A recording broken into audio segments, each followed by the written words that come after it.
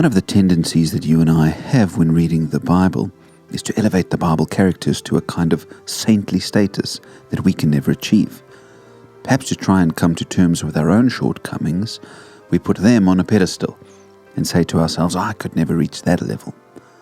But I like what Oswald Chambers, the famous Christian devotional writer, once wrote. A saint is not an angel and never will be. A saint is the flesh and blood theatre in which the decrees of God are carried to successful issue. In other words, God lives out His decrees and His will through us, human beings, not angels, despite our obvious flaws and shortcomings as frail humans.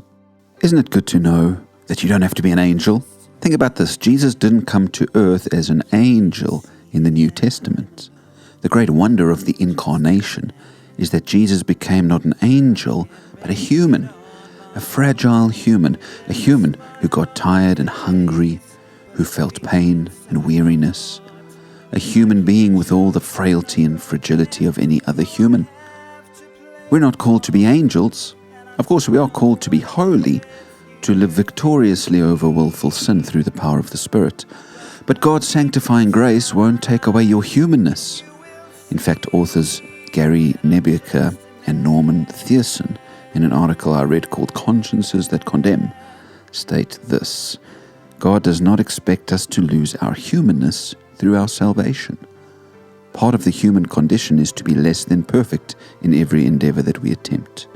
Accepting this reality in the hope of Christ is beneficial, both psychologically and spiritually. I want to turn back to Abram's story this week and look at a famous passage in Genesis 15 where God makes a covenant with Abram. But when I read this passage a little while ago, it wasn't so much the covenant that caught me this time of reading. It was Abram's humanness that really stuck with me. Even though Abram was called, equipped, and sent by God, and even though he was, in one sense, a saint, he was a human saint, not an angel.